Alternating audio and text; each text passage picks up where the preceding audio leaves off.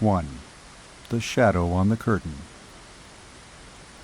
"Singapore is by no means herself again," declared Jennings, looking about the lounge of the Hotel del Europe. "Don't you agree, Knox?" Burton fixed his lazy stare upon the speaker. "Don't blame poor old Singapore," he said. "There is no spot in this battered world that I have succeeded in discovering which is not changed for the worse." Dr. Matheson flicked ash from his cigar and smiled in that peculiarly happy manner which characterizes a certain American type, and which lent a boyish charm to his personality. "You are a pair of pessimists," he pronounced. "For some reason, best known to themselves, Jennings and Knox have decided upon a busman's holiday. Very well, why grumble?" "You are quite right, Doctor," Jennings admitted. "When I was on service here in the Strait settlements, I declared, heaven knows how often, that the country would never see me again once I was demobbed. Yet, here you see I am. Burton belongs here. But here's Knox, and we are all as fed up as we can be." "Yes," said Burton slowly, "I may be a bit tired of Singapore. It's a queer thing, though, that you fellows have drifted back here again. The call of the East is no fable. It's a call that one hears forever." The conversation drifted into another channel, and all sorts of topics were discussed, from racing to the latest feminine fashions, from ballroom dances to the merits and demerits of coalition government. Then suddenly, "What became of Adderley?" asked Jennings. There were several men in the party who had been cronies of ours during the time that we were stationed in Singapore, and at Jennings' words a sort of hush seemed to fall on those who had known Adderley. I cannot say if Jennings noticed this, but it was perfectly evident to me that Dr. Matheson had perceived it, for he glanced swiftly across in my direction in an oddly significant way. "I don't know," replied Burton, who was an engineer.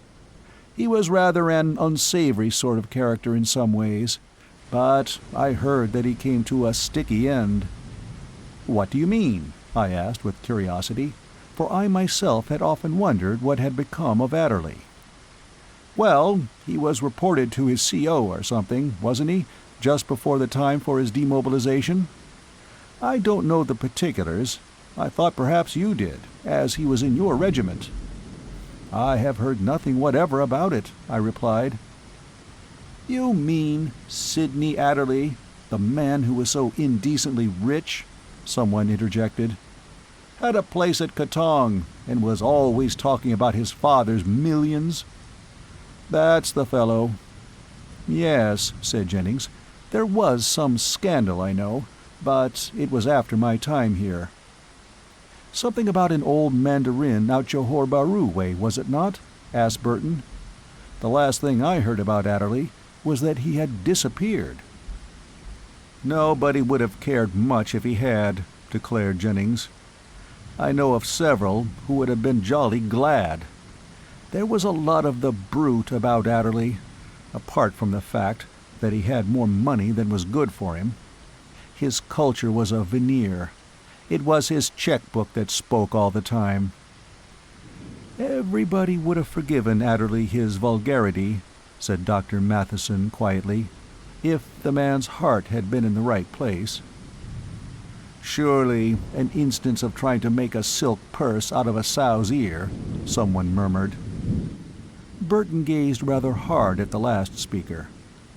"So far as I am aware," he said, "the poor devil is dead, so go easy." "Are you sure he is dead?" asked Dr. Matheson, glancing at Burton in that quizzical, amused way of his. "No, I am not sure. I am merely speaking from hearsay.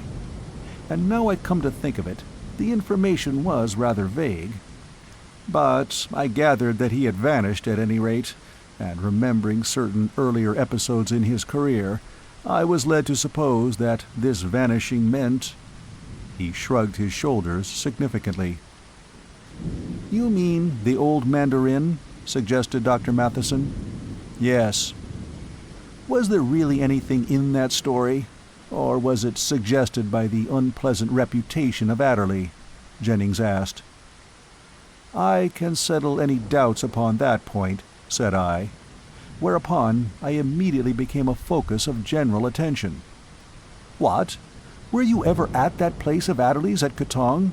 Asked Jennings with intense curiosity.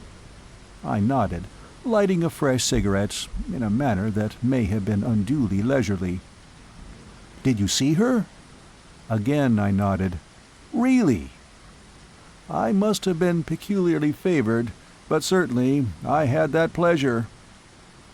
You speak of seeing her, said one of the party, now entering the conversation for the first time. To whom do you refer? Well, replied Burton, it's really a sort of fairy tale, unless Knox, glancing across in my direction, can confirm it. But there was a story current during the latter part of Adderley's stay in Singapore to the effect that he had made the acquaintance of the wife, or some member of the household, of an old gentleman out Johor Bahru way, sort of Mandarin or big pot among the Chinks. It was rumored that he had bolted with her, added another speaker. I think it was more than a rumor. Why do you say so? Well, representations were made to the authorities, I know for an absolute certainty, and I have an idea that Adderley was kicked out of the service as a consequence of the scandal which resulted. How is it one never heard of this? Money speaks, my dear fellow, cried Burton, even when it is possessed by such a peculiar outsider as Adderley. The thing was hushed up. It was very nasty business. But Knox was telling us that he had actually seen the lady. Please carry on, Knox, for I must admit that I am intensely curious. I can only say that I saw her on one occasion. With Adderley? Undoubtedly. Where? At his place at Katong. I even thought his place at that resort was something of a myth, declared Jennings. He never asked me to go there, but then I took that as a compliment. Pardon the apparent innuendo, Knox, he added, laughing. But you say you actually visited the establishment? Yes, I replied slowly. I met him here in this very hotel one evening in the winter of '15, after the natives' attempt to mutiny. He had been drinking rather heavily, a fact that he was quite unable to disguise. He was never by any means a real friend of mine. In fact, I doubt that he had a true friend in the world. Anyhow, I could see that he was lonely, and as I chanced to be at a loose end, I accepted an invitation to go over to what he termed his little place at Katong. His little place proved to be a veritable palace. The man privately, or rather secretly, to be exact, kept up a sort of pagan state. He had any number of servants. Of course, he became practically a millionaire after the death of his father, as you will remember, and given more congenial company, I must confess that I might have spent a most enjoyable evening there. Adderley insisted upon priming me with champagne, and after a while I may as well admit that I lost something of my former reserve, and began in a fashion to feel I was having a fairly good time. By the way, my host was not quite frankly drunk. He got into that objectionable and dangerous mood which some of you will recall, and I could see by the light in his eyes that there was mischief brewing, although at the time I did not know its nature. I should explain that we were amusing ourselves in a room which was nearly as large as the lounge of this hotel, and furnished in a somewhat similar manner. There were carved pillars and stained glass domes, a little fountain, and all those other peculiarities of an Eastern household. Presently, Adderley gave an order to one of his servants, and glanced at me with that sort of mocking, daredevil look in his eyes which I loathed, which everybody loathed who ever met the man. Of course, I had no idea what all this portended, but I was very shortly to learn. While he was still looking at me, but stealing side glances at a doorway, before which was draped a most wonderful curtain of a sort of flamingo color. This curtain was suddenly pulled aside, and a girl came in. Of course, you must remember that at the time of which I am speaking, the scandal respecting the Mandarin had not yet come to light. Consequently, I had no idea who the girl could be. I saw she was a Eurasian, but of her striking beauty there could be no doubt whatever. She was dressed in magnificent robes, and she literally glittered with jewels. She even wore jewels upon the toes of her little bare feet. But the first thing that struck me at the moment of her appearance was that her presence there was contrary to her wishes and inclinations. I have never seen a similar expression in any woman's eyes. She looked at Adderley as though she would gladly have slain him. Seeing this look, his mocking smile, in which there was something of triumph, of the joy of possession, turned to a scowl of positive brutality. He clenched his fists in a way that set me bristling. He advanced toward the girl, and although the width of the room divided them, she recoiled, and the significance of expression and gesture was unmistakable. Adderley paused. "So, you have made up your mind to dance after all," he shouted. The look in the girl's dark eyes was pitiful, and she turned to me with a glance of dumb entreaty. "No, no," she cried. "No, no! Why do you bring me here?" "Dance!" roared Adderley. "Dance! That's what I want you to do!" Rebellion leaped again to the wonderful eyes, and she started back with a perfectly splendid gesture of defiance. At that, my brutal and drunken host leaped in her direction. I was on my feet now, but before I could act, the girl said a thing which checked him, sobered him, which pulled him up short, as though he had encountered a stone wall. "Ah, God," she said. She was speaking, of course, in her native tongue. "His hand! His hand! Look, his hand!" To me, her words were meaningless naturally, but following the direction of her positively agonized glance, I saw that she was watching what seemed to me to be the shadow of someone moving behind the flame-like curtain, which produced an effect not unlike that of a huge outstretched hand, the fingers crooked, claw-fashion. "Knox! Knox!" whispered Adderley, grasping me by the shoulder. He pointed with a quivering finger toward this indistinct shadow upon the curtain, and, "Do you see it? Do you see it?" he said huskily. "It is his hand! It is his hand!" Of the pair, I think the man was the more frightened. But the girl, uttering a frightened shriek, ran out of the room as though pursued by a demon. As she did so, whoever had been moving behind the curtain evidently went away. The shadow disappeared, and Adderley, still staring as if hypnotized at the spot where it had been, continued to hold my shoulder as in a vice. Then, sinking down upon a heap of cushions beside me, he loudly and shakily ordered more champagne. Utterly mystified by the incident, I finally left him in a state of stupor and returned to my quarters, wondering whether I had dreamed half of the episode or the whole of it, whether he did really possess that wonderful palace, or whether he had borrowed it to impress me. I ceased speaking, and my story was received in absolute silence, until— "And that is all you know?" said Burton. "Absolutely all. I had to leave about that time, you remember, and afterward went to France." "Yes, I remember. It was while you were away that the scandal arose respecting the Mandarin. Extraordinary story, Knox.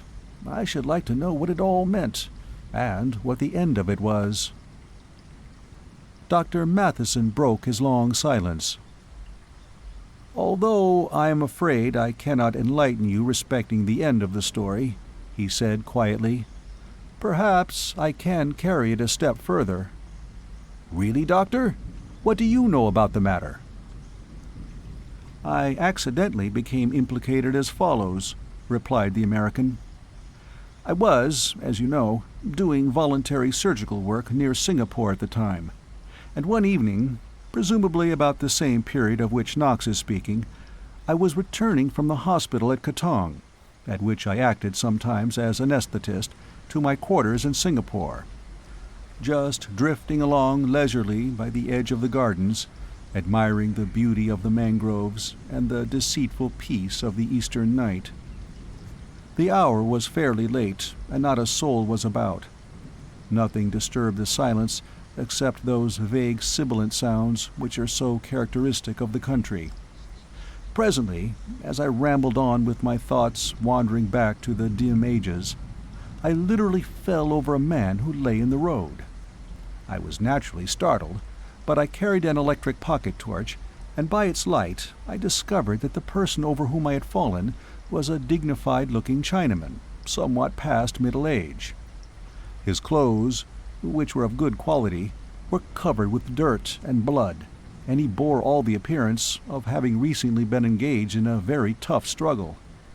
His face was notable only for its possession of an unusually long jet-black mustache. He had swooned from loss of blood. "Why, was he wounded?" exclaimed Jennings. His hand had been nearly severed from his wrist. Merciful heavens!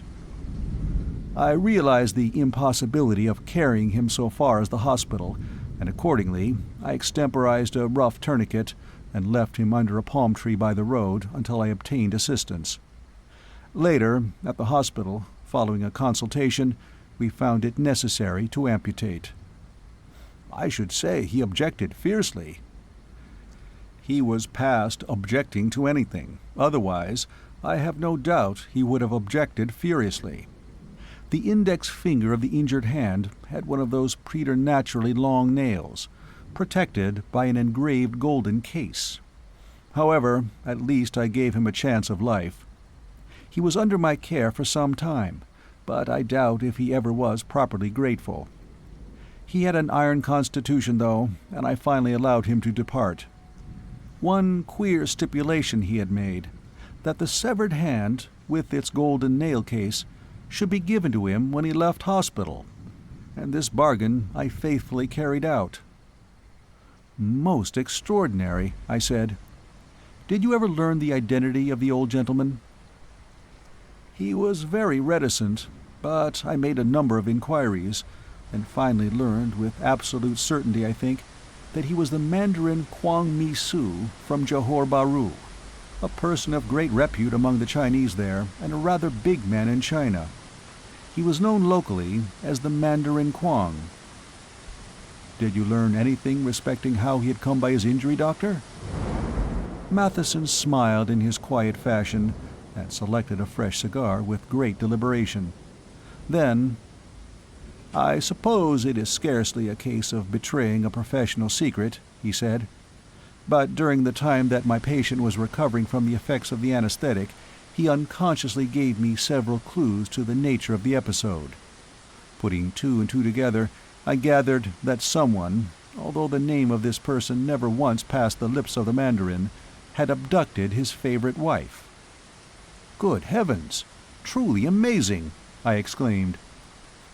"Is it not? How small a place the world is! My old Mandarin had traced the abductor, and presumably the girl, to some house which I gathered to be in the neighborhood of Katong.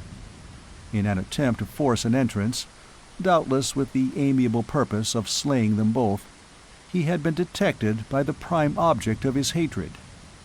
In hurriedly descending from a window, he had been attacked by some weapon, possibly a sword, and had only made good his escape in the condition in which I found him. How far he had proceeded, I cannot say, but I should imagine that the house to which he had been was no great distance from the spot where I found him." "Comment is really superfluous," remarked Burton.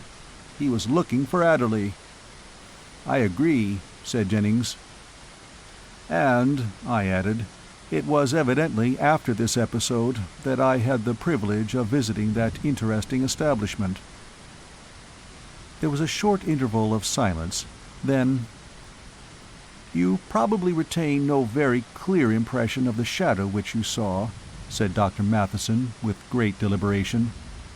At the time, perhaps, you had less occasion particularly to study it.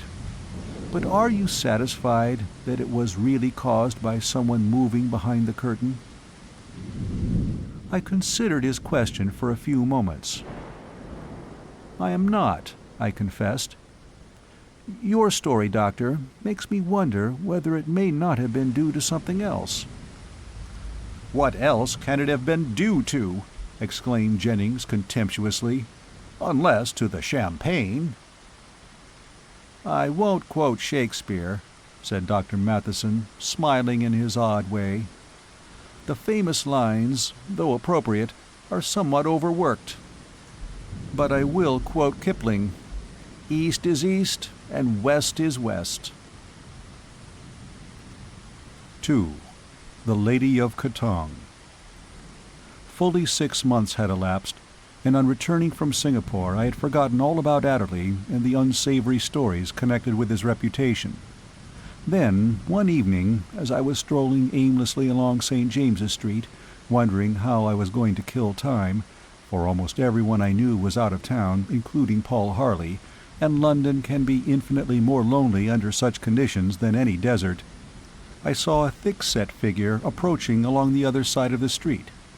The swing of the shoulders, the aggressive turn of the head were vaguely familiar, and while I was searching my memory and endeavoring to obtain a view of the man's face, he stared across in my direction.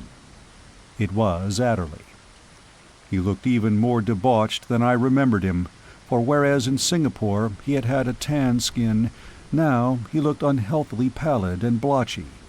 He raised his hand and, "Knox!" he cried, and ran across to greet me. His boisterous manner and a sort of coarse geniality which he possessed had made him popular with a certain set in former days, but I, who knew that this geniality was forced, and assumed to conceal a sort of appalling animalism, had never been deceived by it. Most people found Adderley out sooner or later, but I had detected the man's true nature from the very beginning. His eyes alone were danger signals for any amateur psychologist.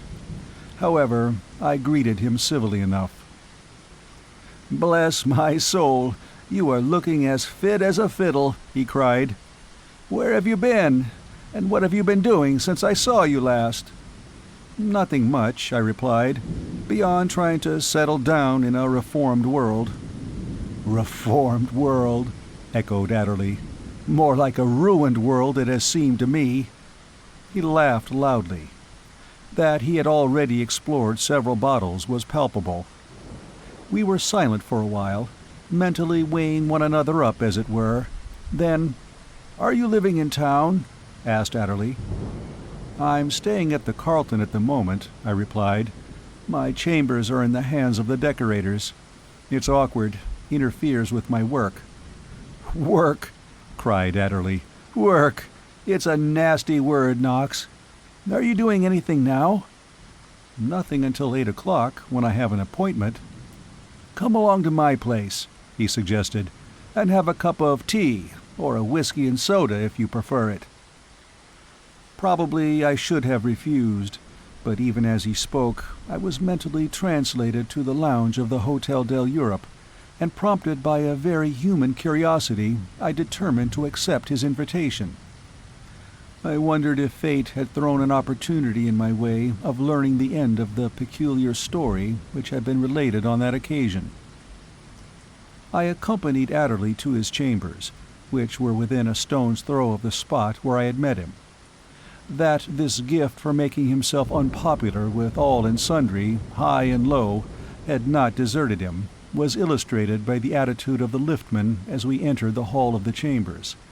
He was barely civil to Adderley, and even regarded myself with marked disfavor. We were admitted by Adderley's man, whom I had not seen before, but who was some kind of foreigner, I think a Portuguese. It was characteristic of Adderley. No Englishman would ever serve him for long, and there had been more than one man in his old company who had openly avowed his intention of dealing with Adderley on the first available occasion. His chambers were ornately furnished, Indeed, the room in which we sat more closely resembled a scene from an Oscar Ashe production than a normal man's study. There was something unreal about it all. I have since thought that this unreality extended to the person of the man himself.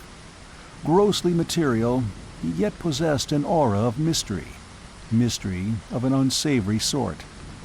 There was something furtive, secretive about Adderley's entire mode of life. I had never felt at ease in his company, and now as I sat staring wonderingly at the strange and costly ornaments with which the room was overladen, I bethought me of the object of my visit. How I should have brought the conversation back to our Singapore days, I know not, but a suitable opening was presently offered by Adderley himself. "Do you ever see any of the old gang?" he inquired. "I was in Singapore about 6 months ago," I replied, "and met some of them again." "What? Had they drifted back to the east after all?" "2 or 3 of them were taking what Dr. Matheson described as a busman's holiday." At mention of Dr. Matheson's name, Adderley visibly started. "So, you know Matheson," he murmured. "I didn't know you had ever met him." Plainly to hide his confusion, he stood up, and crossing the room, drew my attention to a rather fine silver bowl of early Persian ware. He was displaying its peculiar virtues, and showing a certain acquaintance with his subject, when he was interrupted. A door opened suddenly, and a girl came in.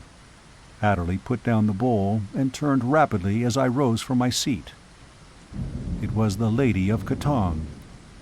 I recognized her at once, although she wore a very up-to-date gown. While it did not suit her dark good looks so well as the native dress which she had worn at Singapore, yet it could not conceal the fact that, in a barbaric way, she was a very beautiful woman. On finding a visitor in the room, she became covered with confusion. "Oh," she said, speaking in Hindustani, "why did you not tell me there was someone here?" Adderley's reply was characteristically brutal. "Get out," he said, "you fool." I turned to go, for I was conscious of an intense desire to attack my host. But, "Don't go, Knox, don't go," he cried. "I am sorry. I am damn sorry. He paused and looked at me in a queer sort of appealing way.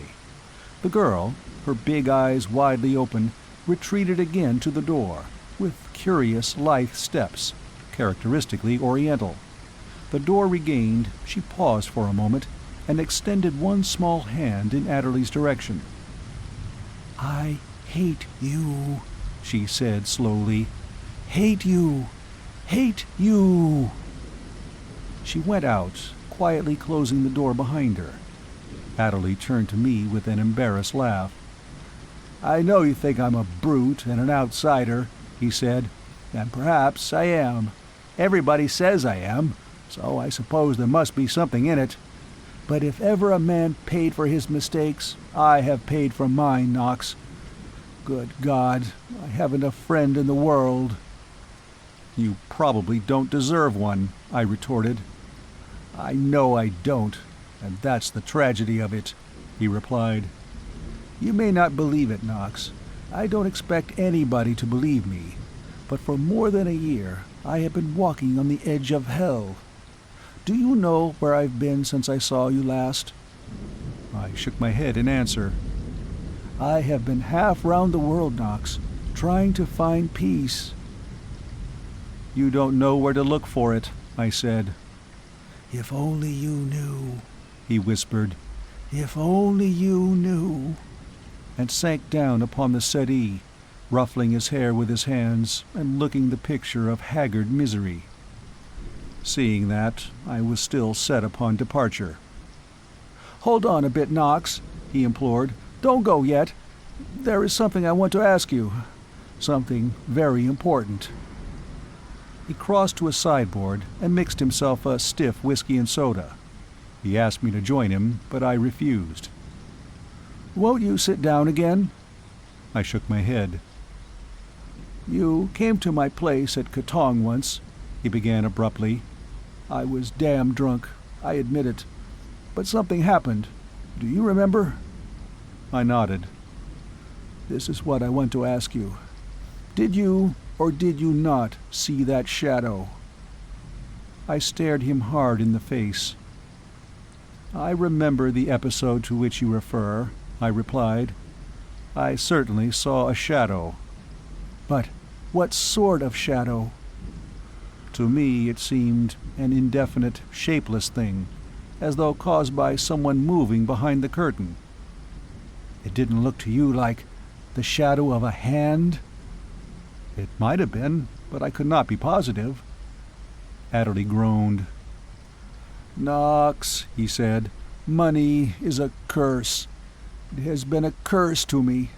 If I have had my fun, God knows I have paid for it."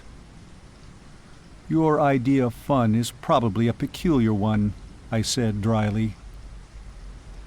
Let me confess that I was only suffering the man's society because of an intense curiosity which now possessed me on learning that the Lady of Katong was still in Adderley's company. Whether my repugnance for his society would have enabled me to remain any longer, I cannot say. But as if fate had deliberately planned that I should become a witness of the concluding phases of this secret drama, we were now interrupted a second time, and again in a dramatic fashion. Adderley's nondescript valet came in with letters and a rather large brown paper parcel, sealed and fastened with great care. As the man went out, "Surely this is from Singapore," muttered Adderley, taking up the parcel. He seemed to become temporarily oblivious of my presence, and his face grew even more haggard as he studied the writing upon the wrapper. With unsteady fingers he untied it, and I lingered, watching curiously. Presently, out from the wrappings, he took a very beautiful casket of ebony and ivory, cunningly carved and standing upon 4 claw-like ivory legs. "What the devil's this?" he muttered. He opened the box, which was lined with sandalwood, and thereupon started back with a great cry, recoiling from the casket as though it had contained an adder. My former sentiments forgotten, I stepped forward and peered into the interior. Then I, in turn, recoiled.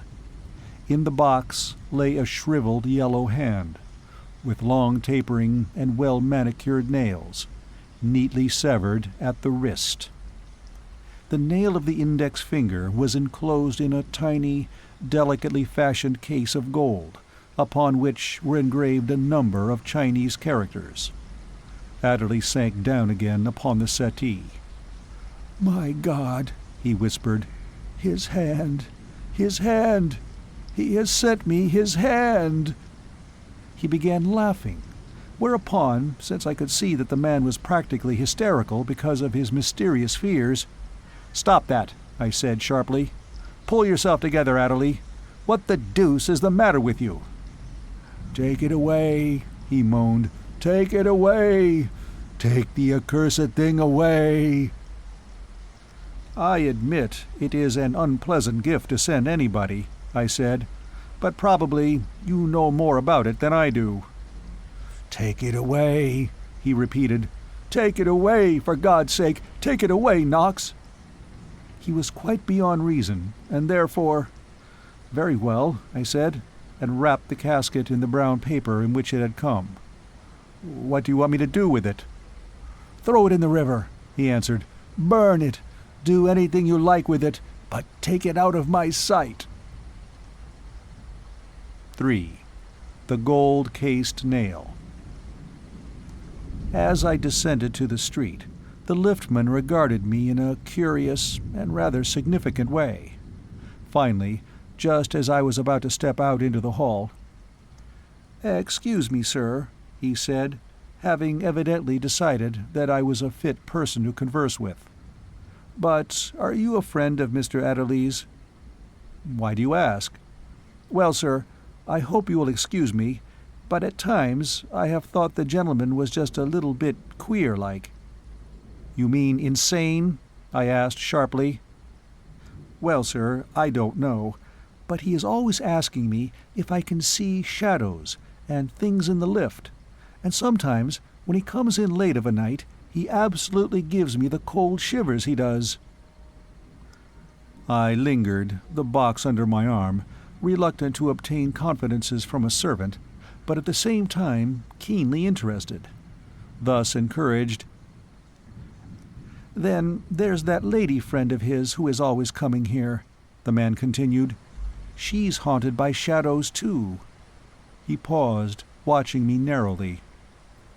"There's nothing better in this world than a clean conscience, sir," he concluded. Having returned to my room at the hotel, I set down the mysterious parcel, surveying it with much disfavor. That it contained the hand of the Mandarin Quang I could not doubt, the hand which had been amputated by Dr. Matheson. Its appearance in that dramatic fashion confirmed Matheson's idea that the Mandarin's injury had been received at the hands of Adderley. What did all this portend, unless that the Mandarin Quang was dead? And if he were dead, why was Adderley more afraid of him dead than he had been of him living?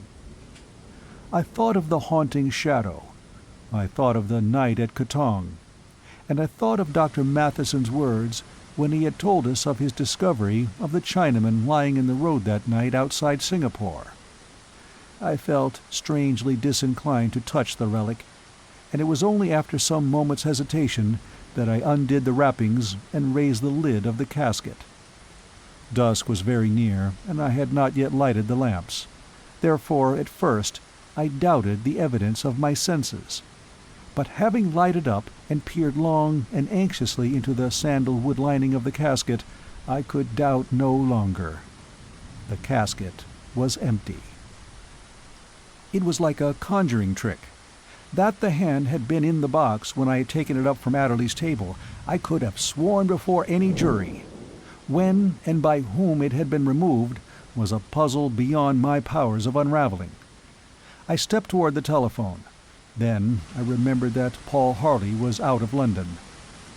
Vaguely wondering if Adderley had played me a particularly gruesome practical joke, I put the box on a sideboard and again contemplated the telephone doubtfully for a moment.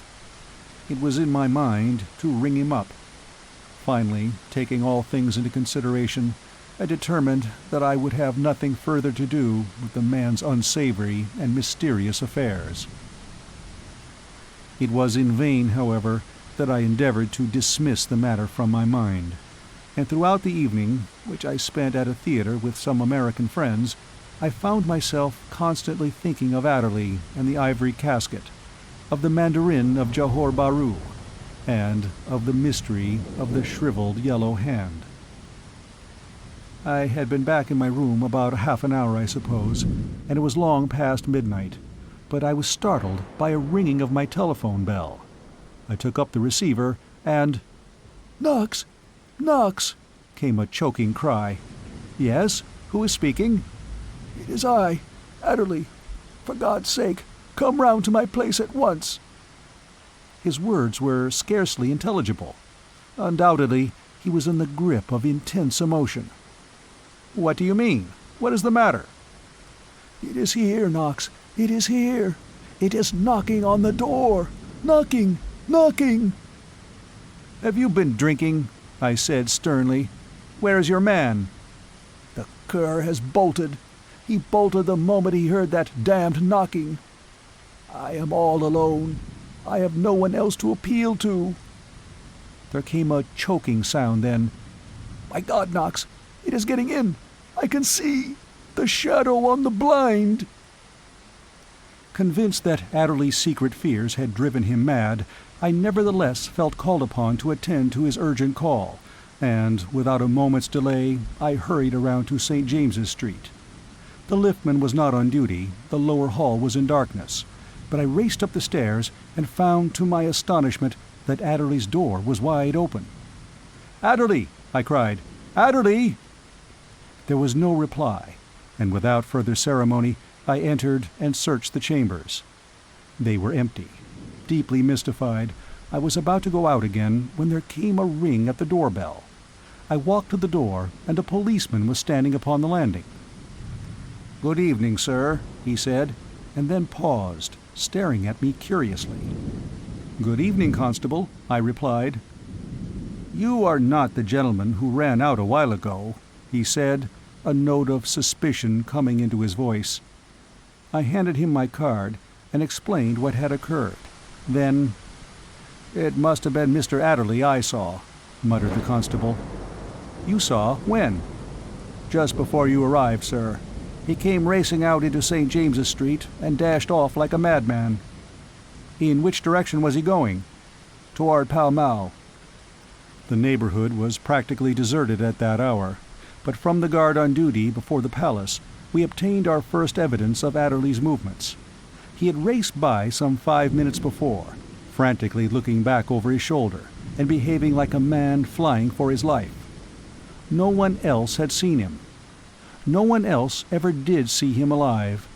At 2 o'clock there was no news, but I had informed Scotland Yard and official inquiries had been set afoot. Nothing further came to light that night, but as all readers of the daily press will remember, Adderley's body was taken out of the pond in St. James's Park on the following day. Death was due to drowning, but his throat was greatly discolored, as though it had been clutched in a fierce grip. It was I who identified the body, and as many people will know, in spite of the closest inquiries, the mystery of Adderley's death has not been properly cleared up to this day.